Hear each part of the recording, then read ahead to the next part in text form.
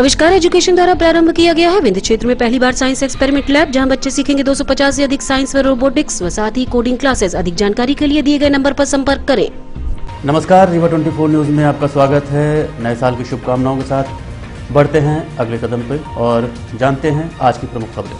नववर्ष 2022 का प्रथम दिवस होने के चलते मंदिरों में लगा रहा भक्तों का तांता। 36वें शांति एवं सद्भावना कार्यक्रम का किया गया आयोजन।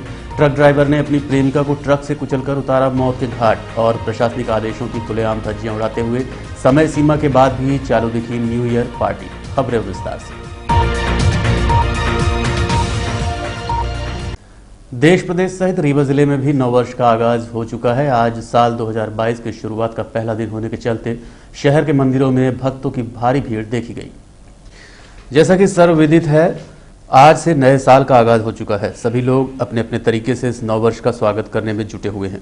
हालांकि कोरोना वायरस के तीसरी लहर की संभावना को देखते हुए रीवा जिला प्रशासन द्वारा कोरोना गाइडलाइन का पालन करने के निर्देश दिए गए हैं। साथ ही वरिष्ठ प्रशासनिक व पुलिस अधिकारियों द्वारा शहरवासियों से अपील की गई थी कि मास्क लगाएं और सोशल डिस्टेंसिंग का अनिवार्य रूप से पालन करें। आज साल 2022 की शुरुआत का पहला दिन होने के चलते शहर में स्थित महामृत्युंजय मंदिर, साईं मंदिर, मनकामेश्वर मंदिर सहित अन्य मंदिरों में श्रद्धालुओं की भीड़ देखी गई। वहीं चिरहुला मंदिर में शनिवार व नववर्ष होने के चलते श्रद्धालुओं की लंबी कतार देखने को मिली।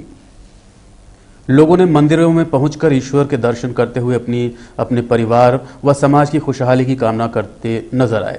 सुबह से लेकर शाम तक जिलावासियों को आस्था की डुबकी लगाते देखा गया। चिरहुला मंदिर में रामायण, भजन, कीर्तन, मानस व भंडारे का भी आयोजन श्रद्धालुओं द्वारा किया गया। आपको बताना चाहेंगे कि ये दूसरा साल है जब नववर्ष के पहले मंदिर में दर्शन व पूजन के लिए कोरोना गाइडलाइन का पालन करने हेतु निर्देशित किया गया था, क्योंकि कोरोना के नए वेरिएंट ओमिक्रॉन के संक्रमितों का देश प्रदेश में आंकड़ा लगातार बढ़ता जा रहा है। लेकिन प्रशासनिक अपील व उसकी मौजूदगी के बावजूद लोग मंदिर में दर्शन के दौरान लापरवाही बरतते देखे गए। न ही मास्क का उपयोग किया जा रहा था, न ही सोशल डिस्टेंसिंग का पालन किया जा रहा था। लोग एक दूसरे से चिपके नजर आए, जिसका परिणाम घातक हो सकता है। वहीं कुछ जागरूक लोग भी दिखे जो स्वयं भी मास्क लगाकर रखे हुए थे और बच्चों को भी मास्क पहनाकर मंदिर के अंदर प्रवेश करते देखे गए। ऐसे बच्चों और परिजनों से भी हमें सीखना चाहिए। इसलिए सिटी केबल नेटवर्क रीवा 24 समस्त जिलावासियों से अपील करता है कि आगामी त्योहारों में इस तरह की भीड़ भाड़ वाले माहौल में सम्मिलित हों तो कोरोना गाइडलाइन का अनिवार्य रूप से पालन करें, ताकि हम स्वयं के साथ साथ समाज को भी सुरक्षित रख सकें। इस संबंध में सुरक्षा व्यवस्था व गाइडलाइन को लेकर नायब तहसीलदार यतीश शुक्ला से बात की गई। शनिवार भी है, आज चिरहुला मंदिर के साथ का प्रथम दिन है, साथ में आज शनिवार भी है। मंगलवार शनिवार को चिरहुला मंदिर में भीड़ रहती है। हम लोगों ने पूरी योजना के अनुसार इसकी व्यवस्था, नगर पालिका की व्यवस्था और मंदिर प्रबंधन के द्वारा हमें आवश्यक व्यवस्था की गई है। यहाँ पर उसी व्यवस्था के साथ यहाँ पर दर्शनार्थी को दर्शन कराया जाता है।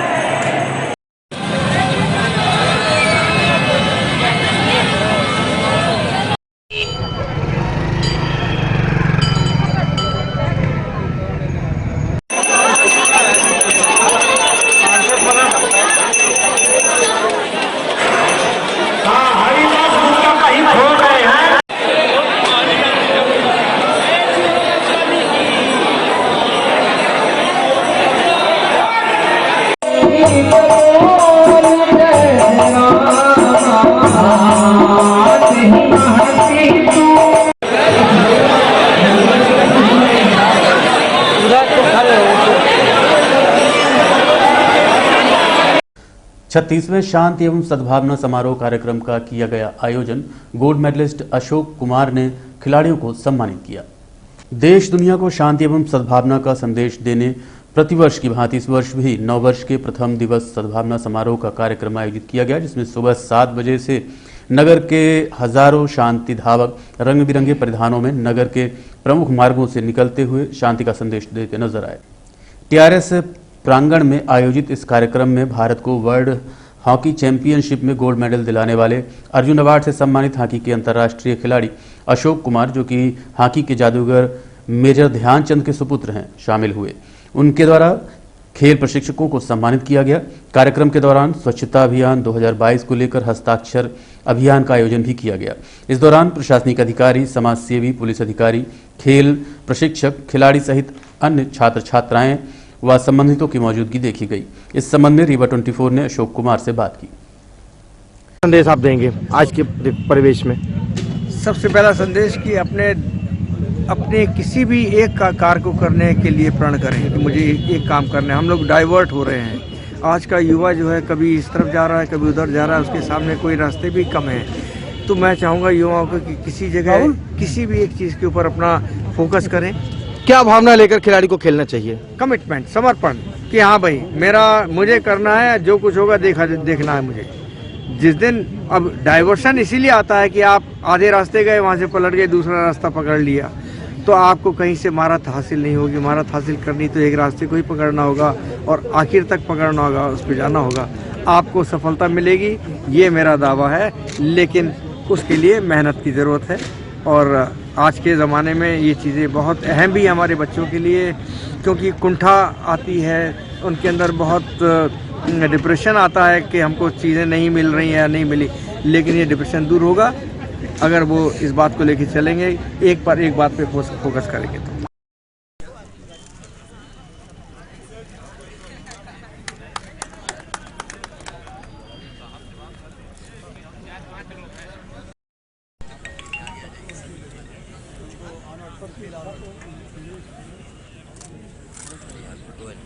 थोड़ा सा पीछे हो जाए सर।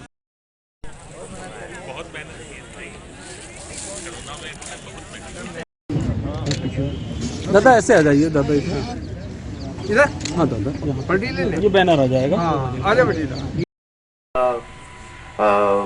वाइस प्रिंसिपल साहब, वाइस चांसलर साहब उपस्थित हैं, एसपी साहब, नगर निगम कमिश्नर, टीआरएफ की प्रिंसिपल और उपस्थित है ना सभी गणमान्य सभी नागरिकगण।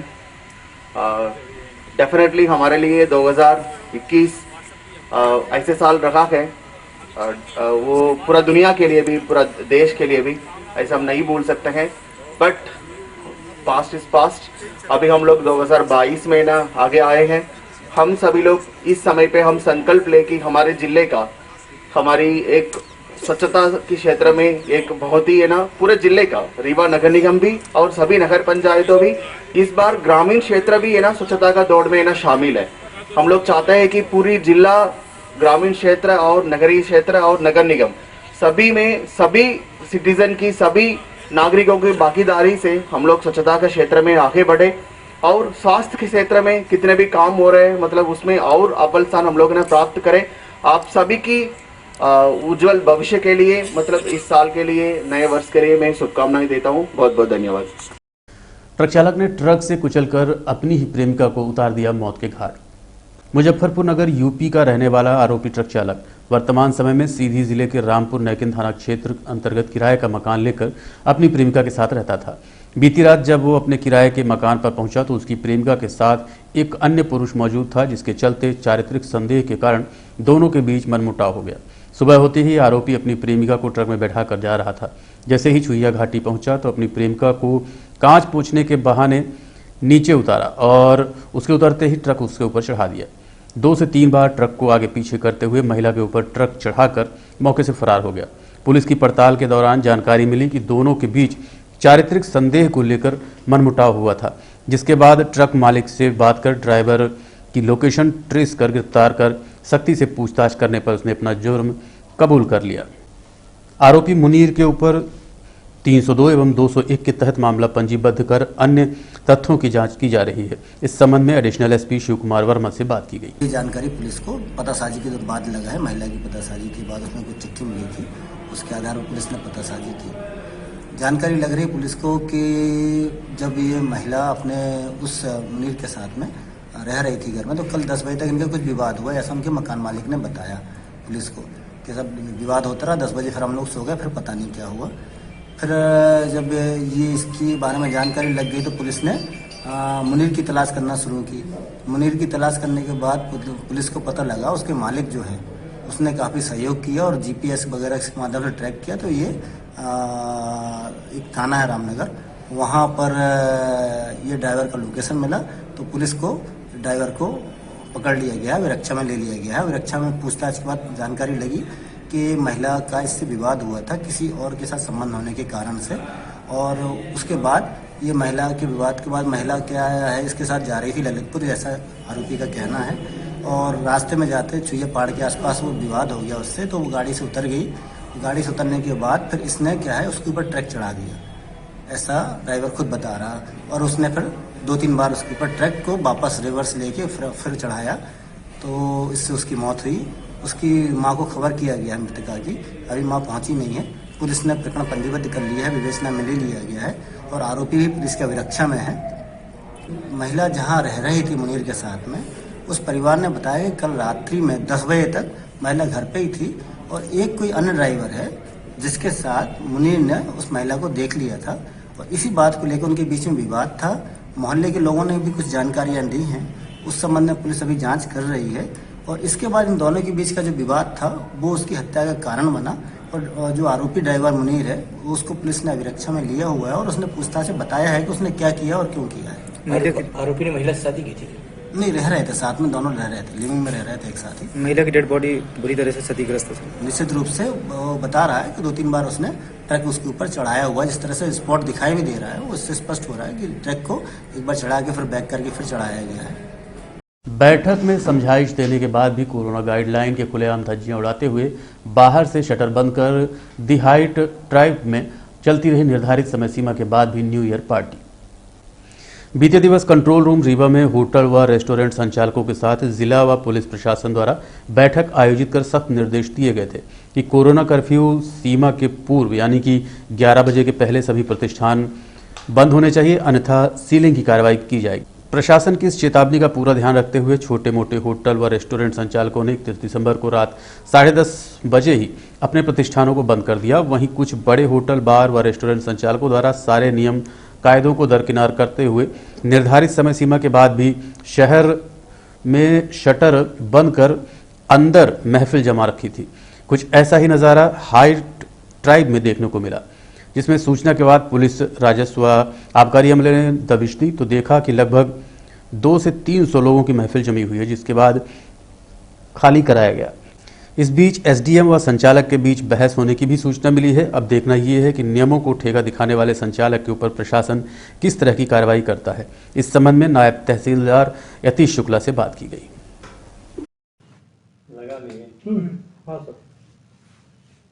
सर, कल ये टीएसटी रेस्टोरेंट में आपके द्वारा कार्रवाई की गई है जहां नियमों की खुलेआम धज्जियां उड़ाई जा रही थी, तो क्या कार्रवाई करेंगे उस पर अब जो कि उनका अपराध साबित हो चुका है?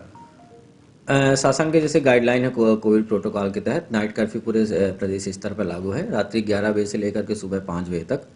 साथ में कल न्यू ईयर का सेलिब्रेशन भी था। उसके परिप्रेक्ष्य में पहले ही पुलिस कंट्रोल रूम में कल जितने भी बार संचालक है और रेस्टोरेंट संचालक है, जहां भी किसी भी तरह का न्यू ईयर की पार्टी प्रस्तावित थी, सभी लोगों संचालकों को बुलाकर पुलिस कंट्रोल रूम में बैठक ली गई थी और साथ में एडिशनल एसपी सर और डीएसपी सर, एसडीएम सर के द्वारा उनको समझाइश दी गई थी कि रात्रि 10:30 से 11 के बीच में अपना कार्यक्रम पूरा कर दे और जो भी उनके गेस्ट आए हैं उनको सुरक्षित 10:30 बजे के बाद से निकल जाने दे।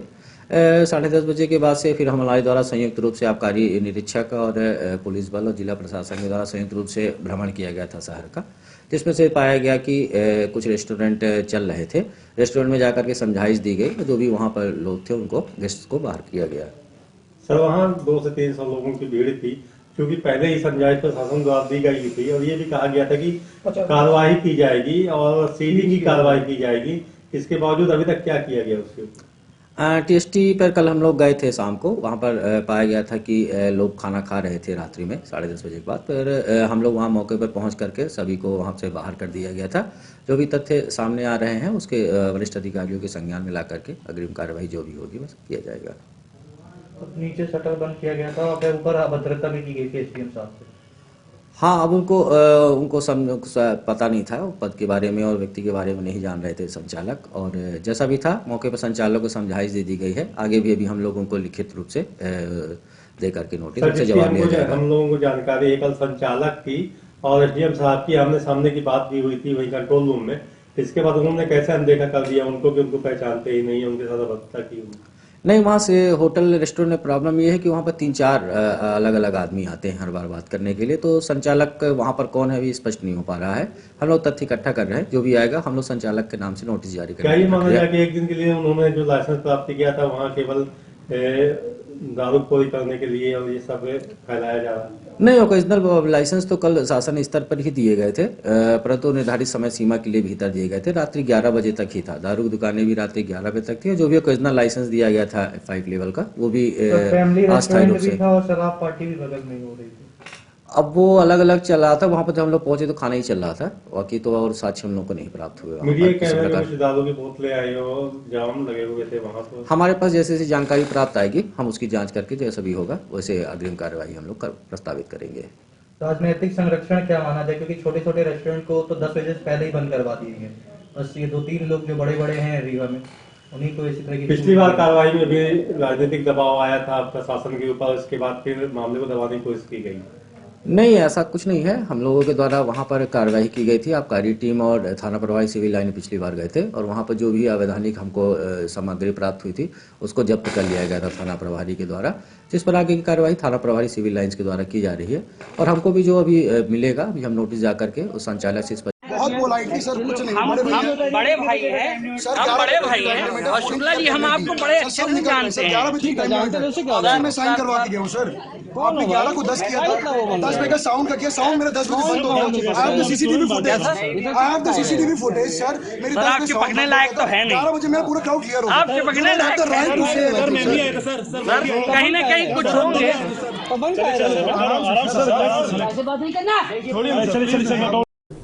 देखते रहिए रीवा 24 न्यूज। मिलते हैं छोटे से ब्रेक के बाद। हड्डी जोड़ एवं रीढ़ रोग तथा स्त्री रोग एवं प्रसूति रोग का इलाज एक ही छत के नीचे। विघ्नहर्ता hospital and trauma centre, hotel landmark के पास, रतहरा, रीवा। डॉक्टर संतोष सोनी, पूर्व चिकित्सक, बॉम्बे हॉस्पिटल, मुंबई। हड्डी जोड़ एवं रीढ़ रोग विशेषज्ञ, छोटे चीरे एवं दूरबीन विधि द्वारा हाथ तथा पैर की हड्डियों का ऑपरेशन। गठियाबात, जटिल एवं बिगड़े हुए फ्रैक्चर का बेहतर इलाज करते हैं डॉक्टर संतोष सोनी। विघ्नहर्ता हॉस्पिटल ट्रॉमा सेंटर में ही स्त्री एवं प्रसूत रोग विशेषज्ञ डॉक्टर शैलजा सोनी भी उपलब्ध हैं, जिनकी देखरेख में नॉर्मल डिलीवरी, सिजेरियन ऑपरेशन एवं बच्चेदानी से संबंधित ऑपरेशन की बेहतर सुविधा। संतानहीन दंपत्ति तत्काल संपर्क करें। विघ्नहर्ता hospital and trauma centre, hotel landmark के पास, रतहरा, रीवा। सुविधाजनक एवं सफल इलाज हेतु आज ही संपर्क करें। विघ्नहर्ता hospital and trauma centre, hotel landmark के पास, रतहरा, रीवा। मोबाइल नंबर 7828781983 अथवा 8462956774 पर। भाजपा नेताओं ने साईं मंदिर व कोठी कंपाउंड मनकामेश्वर मंदिर में फल व मिष्ठान का वितरण कर ज्योतिरादित्य सिंधिया का जन्मदिवस मनाया। रीवा के भाजपा नेता आज एकत्र होकर शहर के साईं मंदिर व मनकामेश्वर मंदिर पहुंचे और गरीबों को फल व मिष्ठान का वितरण करते हुए केंद्रीय उड्डयन मंत्री ज्योतिरादित्य सिंधिया का जन्मदिवस मनाया और उनकी दीर्घायु हेतु ईश्वर से कामना की। भारत सरकार के केंद्रीय उड्डयन मंत्री आदरणीय आज ज्योतिरादित्य सिंधिया जी का जन्मदिन है। उनके जन्मदिन पर हम लोगों ने गरीबों को आज फल वितरण किया और ईश्वर से प्रार्थना की कि वो दीर्घायु हो, स्वस्थ रहे और भारत माता की चरणों की सेवा सदा आगे तक करते रहे। क्या क्या कार्य किया गया है आज हम लोगों ने अभी यहाँ पर फल वितरण किया है और साईं बाबा के चरणों में हाजिरी लगाई है कि वो स्वस्थ रहे और दीर्घायु सतायु किया गया है जी। किसका जन्मदिन मनाया गया है? सिंधिया जी का जन्मदिन है और हम लोग वहाँ कार्यक्रम में नहीं गए क्योंकि कार्यक्रम स्थगित कर दिया गया था, इसलिए उनकी सेहत के अच्छे के लिए हम लोग गरीबों में फल बांट रहे हैं।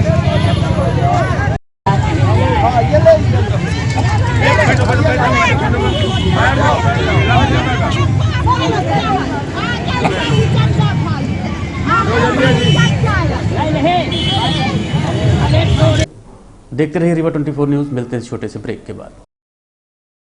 अरे सुनते हैं जी, हमारी पिंकी का मेडिकल कॉलेज रीवा के लिए सिलेक्शन हुआ है। बहुत खुशी है। कितने लाड प्यार से पाला हमने बिटिया को, पर वो रहेगी कहाँ रीवा में? कोई सर्व सुविधा युक्त हॉस्टल है क्या? आपको तो जैसे कोई चिंता ही नहीं।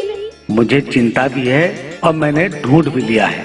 रीवा में चंद्रकला एसी गर्ल्स हॉस्टल खुल चुका है, जो कि पूरी तरह से वातानुकूलित है और घर के बाहर भी घर जैसा माहौल है और बहुत ही अच्छी जगह है, जहां हम अपनी बिटिया को दाखिला दिलवा देंगे। वो हॉस्टल का रूम बहुत ही सुविधाजनक है। जी हाँ, Chandrakala AC girls hostel, separate room with attached washroom, lunch, dinner with 2 times snacks, fully furnished AC room with furniture, spacious terrace, parking, security, dining hall, TV hall, study hall. Chandrakala AC Girls Hostel, centrally located heart of the city at Dwarika Nagar in front of Ashirwad Marriage Garden, Rewa. Our mobile numbers are 9937425500 and 9893249090. Our landline number is 07662251496. Chandrakala AC Girls Hostel.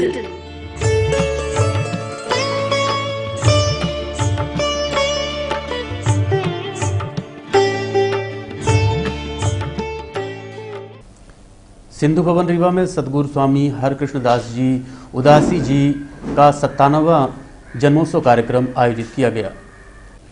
सदगुरु स्वामी हरकृष्ण दास उदासी जी, जो कि इंदौर वाले साईं बाबा के नाम से विख्यात हैं, इंदौर में उनका आश्रम भी है, जिनका जन्मोत्सव कार्यक्रम प्रतिवर्ष रीवा के गंगवानी परिवार द्वारा मनाया जाता है। इसी कड़ी में आज उनका 97वां जन्म दिवस शहर के सिंधु भवन में मनाया गया। इस दौरान सांस्कृतिक कार्यक्रम, भजन संध्या, योग साहिब सहित भंडारे व कार्यक्रम आयोजित किया गया। कार्यक्रम के संबंध में सिटी केबल नेटवर्क रीवा 24 संवाददाता अमित पांडे ने संबंधितों से बात की।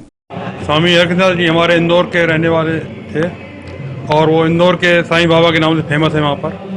वहाँ पर उनका आश्रम बना हुआ है। आज भी उनकी जो है उसी श्रद्धा से पूजा जाती है। वो हम लोग के वैसे देह रूप में नहीं है, लेकिन वो हम लोग के हमेशा दिल में रहते हैं और हम लोग उन्हीं का ही जन्मोत्सव हर साल अवतरण दिवस मनाते हैं। हम लोग इस बार 97वें अवतरण दिवस मना रहे हैं और हम लोग विगत 8 वर्षों से ये उनका गुरु जी का अपना जन्मोत्सव मनाते हैं। यहाँ सिंधु भवन में सभी लोग को भोग साहब ये सब बालक मंडली बुला के उनका भजन संध्या होती है और इसके बाद आम भंडारा होता है।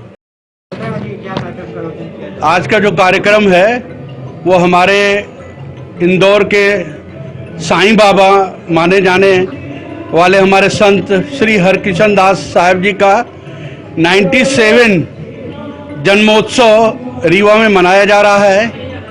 इस कार्यक्रम को हमारे रीवा में गंगवानी परिवार, धर्मपाल गंगवानी, गिरधारी लाल गंगवानी, मनोहर लाल गंगवानी, कन्हैया लाल गंगवानी, पूरा गंगवानी परिवार मिलकर हर साल यहाँ पे सिंधु भवन में भजन संध्या का कार्यक्रम एवं उनका बड़े हर्षोल्लास से कार्यक्रम करके आम भंडारा करते हैं।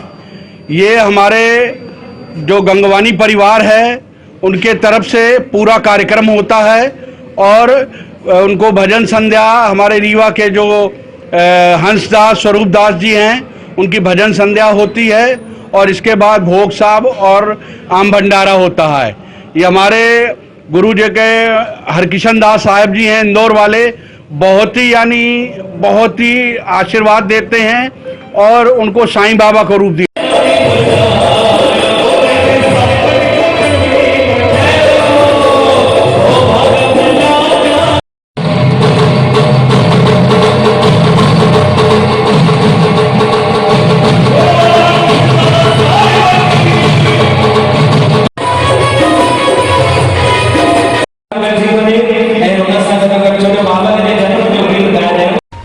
और अब चलने से पहले प्रमुख खबरें एक बार फिर। नव वर्ष 2022 का प्रथम दिवस होने के चलते मंदिरों में लगा रहा भक्तों का तांता। 36वें शांति एवं सद्भावना कार्यक्रम का किया गया आयोजन। ट्रक ड्राइवर ने अपनी प्रेमिका को ट्रक से कुचलकर उतारा मौत के घाट। और प्रशासनिक आदेशों की खुलेआम धज्जियां उड़ाते हुए समय सीमा के बाद भी चालू दिखी न्यू ईयर पार्टी। आज के अंक में इतना ही। देखते रहिए रीवा 24 न्यूज। नमस्कार, नए वर्ष की हार्दिक शुभकामनाएं।